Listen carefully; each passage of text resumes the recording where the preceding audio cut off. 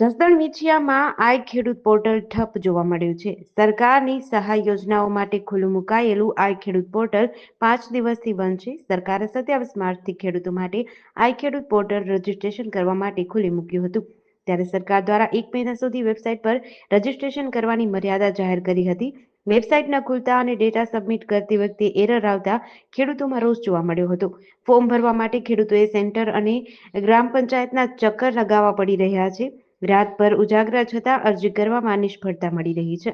ખેડૂતોનો આક્ષેપ છે કે સરકારની જાહેરાતો મોટી છે, પરંતુ ટેકનિકલ તૈયારી નબળી છે.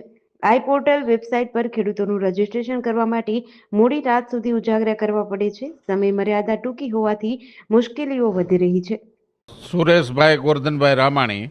કહેવાનું એ જ કે આ પોર્ટ ખુલે તો આજે આ ખેડૂતો બધા હેરાન થતા બંધ થાય અને ખેડૂતોને જે લાભ સરકાર આપવાની છે, ખરેખર જો આપવાની જ હોય તો પોર્ટ વહેલી તકે ચાલુ થવું જોઈએ એવું અમારું કહેવાનું છે. 1 મહિનાનો સમય આપ્યો છે અને આજે 5 દિવસ તો બંધ છે. રાતે 12 વાગ્યા લગી લોકો લાઈનમાં બેસે છે, તો એનો અર્થ શું? એમ ખેડૂતોને હેરાન જ કરવાના કે ખેતી કરવા જવાનું? સુરેશભાઈ હિરજીભાઈ ખોખરિયા, આટકોટ. પોર્ટલ બંધ છે સરકારનું. સરકારે મોટા મોટા બણગા ફૂંક્યા હતા કે 27 તારીખે ખુલે છે, 1 મહિના માટે ખુલ્લું રાખવાનું છે. આજ 5 દિવસ થયા, હજી તો પોર્ટલ ખુલતું નથી. આમને મહિનો પૂરો થઈ જશે તો શું સરકાર ખેડૂતોને સબસિડી આપવા માગે છે કે શું કરવા માગે છે એ જ ખબર નથી પડતી. માગણી બસ એ જ છે, જલ્દી ખોલે, નહીંતર હવે માથે ચૂંટણી આવે છે. સરકારને ખબર છે કે ચૂંટણીમાં રિઝલ્ટ શું આવવાનું છે.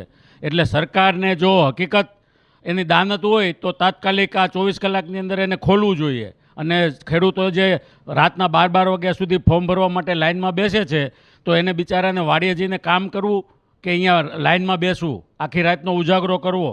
એટલે અમારી તો માંગણી છે સરકાર તાત્કાલિક ખોલે અને તાત્કાલિક ખેડૂતોના ફોર્મ ભરાય. એના માટે સરકાર માટે સારું અને ખેડૂતો માટે સારું. એટલે અમે ચીમકી નથી આપતા, પણ એક વિનંતી કરીએ છીએ કે તાત્કાલિક ખોલે સરકાર.